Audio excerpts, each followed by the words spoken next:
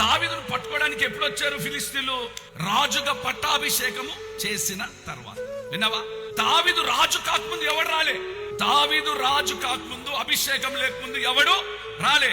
నేను అంటాను, నువ్వు ఆత్మలో ధైర్యమును స్థైర్యము పొంది ప్రభులో ఎదిగినప్పుడే సాతానుగాడు నీ దగ్గరికి వస్తాడు. నువ్వు లోకంలో తిరుగుతూ ఉంటే వాడు నీ దగ్గరికి, ఎంతమందికి అర్థమైంది మాట? నేను అంటాను, సైతానుగాడు లోకస్తుల దగ్గర బోడు, ఆత్మ పొందిన నీ దగ్గరికే వస్తాడు.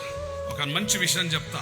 ఆ వార్త విని ప్రాకార స్థలములకు వెళ్ళిపోయినాడంట దావీదు. అభిషేకము పొందుకున్న నీవు చుట్టూ దేవుని ప్రాకారమనబడిన మందిరంలో నువ్వు నిలబడగలిగితే సాతానుగాడు నిన్ను తాకకుండా కృప వెంబడి కృప నీకు దేవుడు ఇవ్వబోతున్నాడు. కొట్టు చప్పట్లో.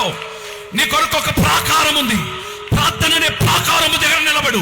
ప్రార్థననే విశ్వాసము దగ్గర నిలబడు. ప్రార్థన నీకు తోడుగా ఉంటే సాతానుగాడు నిన్ను తాకలేడు. అభిషేకం నిన్ను బలపరుస్తుంది, కృప నిన్ను బలపరుస్తుంది, శక్తి నిన్ను బలపరచును గాక. ఇప్పుడు చెప్పండి, ఎంతమంది పట్టాభిషేకం పొందుకున్నారు? చేతులు ఎత్తి గట్టిగా హల్లెలూయా చెప్పండి. నువ్వు ఎక్కడున్నావు? ప్రార్థన అనబడిన ప్రాకారం నీకు తోడుగా ఉంటే, ఈ ప్రాకారం నీకుంటే నిన్నోడేం చేస్తాడు? దావీదు, నీకు భయం ఉందా? నా చుట్టూ ప్రాకారం ఉంది. ఏ ప్రాకారం? ప్రేయర్.